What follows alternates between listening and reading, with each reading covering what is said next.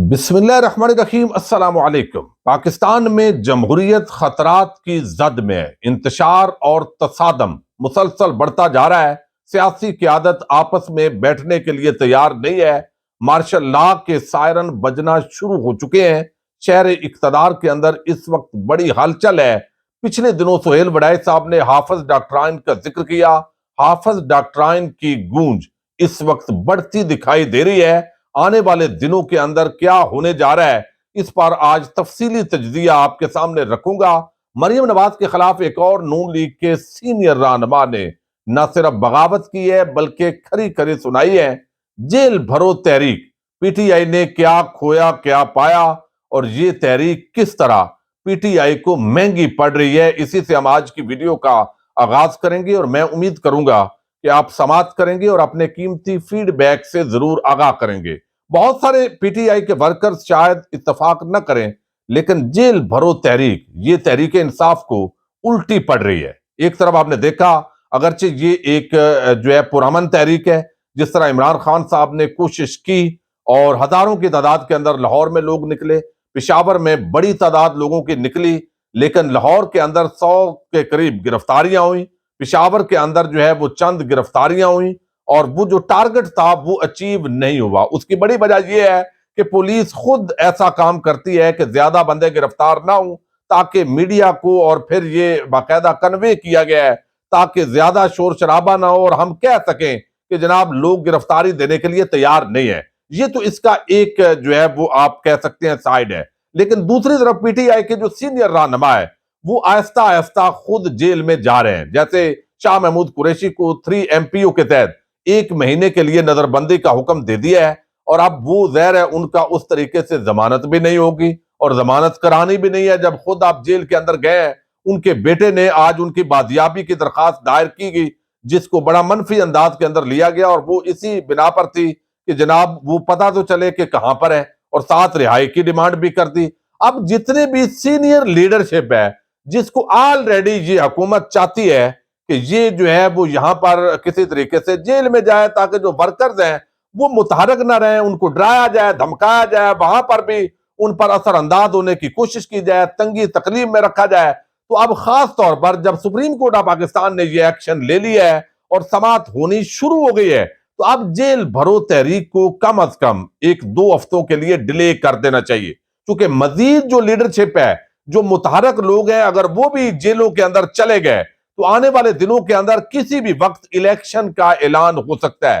اور اگر الیکشن کا اعلان ہو جائے گا اور وہ لوگ جنہوں نے الیکشن آگے لڑنے ہیں، جنہوں نے ٹکٹوں کا فیصلہ کیا بھی ہے، کر رہے ہیں، کچھ اور چیزیں جو مشورے دینے ہیں عمران خان کو، وہ سارے جب خود جیلوں میں ہوں گے تو پی ڈی ایم اور ان کی جو لیڈرشپ ہے ان کے لیے تو بڑی آسانیاں پیدا ہو جائیں گی کہ وہ کمپین کریں اور جلدی جلدی الیکشن الٹیمیٹلی۔ بے شک 2 ہفتے بھی ابھی سپریم کورٹ آف پاکستان کے اندر اس کی سماعت کی توقع ہے، اور ابھی بڑا گند وہ اچھلنے جا رہا ہے۔ لیکن بہرحال یہ میں سمجھتا ہوں کہ یہ جو جیل بھرو تحریک ہے، اس پر تحریک انصاف کی جو لیڈرشپ ہے اس کو دوبارہ سوچنا چاہیے، غور کرنا چاہیے، اور یہ میرا جو تجزیہ ہے اس کے مطابق وہ کامیابی نہیں مل رہی۔ ایک میڈیا ایکٹیویٹی ضرور ہے، لیکن عام جو صاحب دماغ لوگ ہیں وہ اگر جیل میں جائیں گے، چونکہ یہ جمہوری روایات کے لوگ تو ہے نہیں کہ ان کو کوئی فرق پڑے گا، یہ تو الٹا ایک وہ ہلاکو اور چنگیز خان بن کر اس طرح کے بیانات دیں گے، تو یہ اس پر، اور پھر کسی کو راجن پر ڈیرہ غازی خان، کسی کو رحیم یار خان، اور اس طرح پھینک کر یہ مزید وہ تکلیف کو بڑھا رہے ہیں۔ دوسری طرف مریم نواز انہوں نے جس طرح کی زبان استعمال کی ہے، اور اس کے بعد یقیناً یہ ایک نارمل معاملہ نہیں ہے۔ سردار لطیف خوسا انہوں نے یہ بتایا کہ شریف خاندان کا یہ وتیرہ ہے کہ یہ ہمیشہ اسی طرح ٹارگٹ کرتے ہیں، لیکن ٹارگٹ ان کا کرنا حق بھی بنتا ہے چونکہ ان کو کوئی پکڑ نہیں سکتا۔ باقی جو بھی بولے گا اس کی توہین بھی ہوگی، غداری بھی ہوگی، ساری دفعات اس پر لگیں گی، لیکن کسی کی اس ملک میں جرت نہیں ہے کہ وہ شریف خاندان بے شک ججز کو گالیاں نکالے، بے شک جرنیلوں کو گالیاں نکالے، ان کی نہ کوئی ادارے کو فرق پڑتا ہے، نہ کوئی فوج کی توہین ہوتی ہے، اس سے نہ کوئی عدلیہ کی توہین ہوتی ہے۔ یہ باقی جو غریب ہیں ان کی وجہ سے تو بڑی عزتیں خراب ہوتی ہیں۔ آج جو عزت اچھالی گئی ہے، اگر سابق جرنیلوں کا نام آیا ہے تو کیا اس ادارے کی کوئی عزت نہیں ہے, عدلیہ کی کوئی عزت نہیں ہے. لیکن چونکہ مریم ہے, لاڈلی ہے, بیٹی ہے, تو اس لیے یہ دوہرا معیار, یہ میرا خیال ہے انتہائی زیادتی ہے. ایک طرف سوشل میڈیا پر دو جملے بھی ہضم نہیں ہوتے, غداریوں کی دفعات لگا کر جو ہے وہ ملک دشمن بنا کر عدالتوں کے اندر دھکے لگاتے ہیں, تو یہ ایک بڑا عجیب قسم کی صورتحال ہے. دوسری طرف میں آپ کو خبر دے دوں, مریم نواز کے حوالے سے یہ ایک بڑی ڈیولپمنٹ آئی ہے, اور اس کے اندر جو ہے وہ بڑے عام رہنما ہیں جو ہے وہ نون لیگ کے, اور انہوں نے بڑی کھری کھری سنائی ہے مریم نواز کو. اور وہ آپ کو علم ہے صابر شاہ جو ہے وہ نون لیگ کے بڑے عام رہنما ہیں, اور انہوں نے مریم نواز کو بتایا ہے کہ یہ جو کھیل ہے یہ زیادہ دیر نہیں چلے گا. آپ نے نالائق نائل لوگ وہ رکھے ہوئے ہیں, حکومت آپ نے لے لی ہے, اور وہ پی ٹی آئی مہنگائی کو ٹریٹ کر رہی تھی, اب لوگ ہمیں ووٹ نہیں دیں گے, صورتحال بڑی خراب ہو گئی ہے. انہوں نے بتایا کہ جن لوگوں کو مشاورت کے قابل سمجھا گیا وہی خرابی کے ذمہ دار ہیں. انہیں چند لوگوں نے پارٹی قیادت کو اندھیرے میں رکھا. موجودہ حالات سے دیگر اتحادی جماعتیں اتنی متاثر نہیں ہوئی. نقصان ہم اٹھا رہے ہیں, پالیسیاں ریویو کریں. بیڈ گورننس اور مس مینجمنٹ یہ ساری پچھلی حکومت کر رہی تھی اور آپ نے اپنے گلے ڈال رہی ہیں. نون لیگ قومی جماعت تھی, اب صوبائی جماعت بنا دی ہے. اس وقت ہماری جماعت کی حالت بہت خراب ہے جو لمحہ فکری ہے. مشاورت میں دوسرے صوبوں کو شامل نہ کرنے سے نقصان ہوا ہے. جن لوگوں کو مشاورت کے قابل سمجھا گیا وہی خرابی کے ذمہ دار ہیں. انہی چند لوگوں نے پارٹی قیادت کے ساتھ یہ کیا ہے.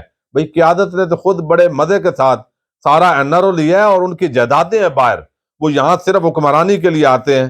آج ہم جن حالات سے گزر رہے ہیں وہ سارا کیپٹن ریٹائر صفدر کے بعد یہ صابر شاہ جو ہے یہ بھی کھل کر سامنے آئے ہیں, پرانے یہ متحرک ورکر ہیں. اب جی جو حالات پیدا ہو گئے ہیں, بڑی سنجیدگی کے ساتھ کوئی بھی تھوڑا سا فہم و فراست رکھنے والا بندہ جو ہے وہ ایسے ہے کہ پہلے ایسے ہوتا تھا کہ اگر مارشل لا لگتا تھا, یا میں آپ کو پہلے بھی کہتا ہوتا ہوں, آپ جو بھی سمجھ لیں, اس کو ٹیکنوکریٹ کا نام دے لیں, اس کو مارشل لا کا عنوان دے لیں, ایمرجنسی کا عنوان دے دیں, جو بھی دیں, خواہ اس کی بنیاد سیاسی عدم استحکام ہو, آپس میں انتشار ہو, یعنی جو تصادم ہے جس طرف یہ ملک بڑھ رہا ہے, اور یا اس کی وجہ معاشی ایمرجنسی ہو, تو الٹیمیٹلی اس کو مارشل لا کا ہی نام دیا جائے گا, آگے اس کے چہرہ اور عنوان جو بھی رکھا جائے.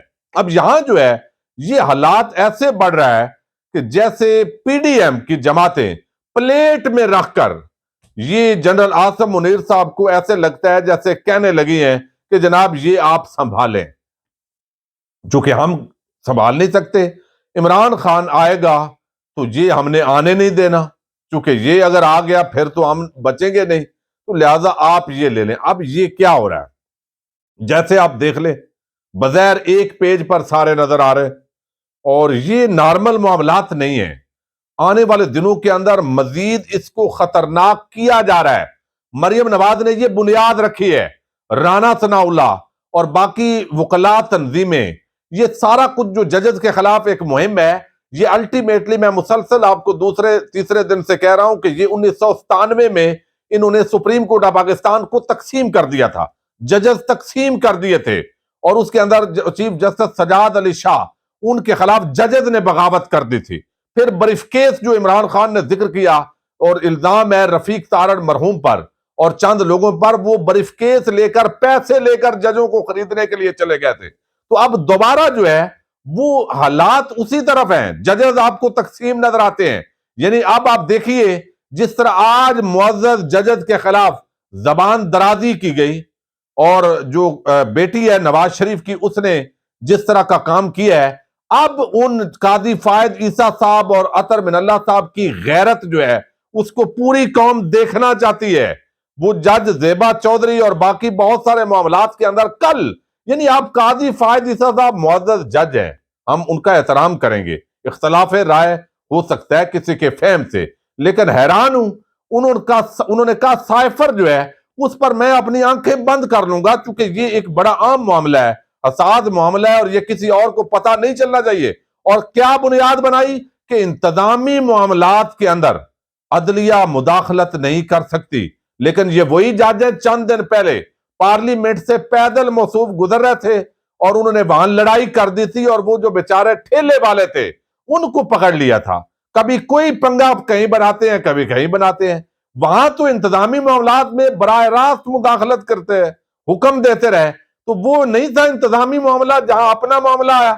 اب چونکہ آپ کو علم ہے کہ یہ سائفر معاملہ جب کھلے گا تو پھر وہ ساری چیزیں وہ جو ہے وہ سمجھ میں آ جائیں گی. اب یہاں پر جو ہے اب دیکھیے کہ سپریم کورٹ آف پاکستان کے جو ججز آئین اور جمہوریت کے ساتھ کھڑے ہیں ان کے خلاف یہ مہم شروع کر دی ہے, اور اتنی خطرناک ہے کہ اس پر تو انہیں عدالت کا نوٹس ہو, مزید ان پر حملے کیے جائیں, مزید تماشا کھڑا کیا جائے, اور الٹیمیٹلی یہ سپریم کورٹ کی دیواریں پھلانگ کر حملہ بھی کر سکتے ہیں کیونکہ ان کا یہ ٹریک ریکارڈ ہے, یہ وہاں تک معاملات کو لے جا رہے ہیں.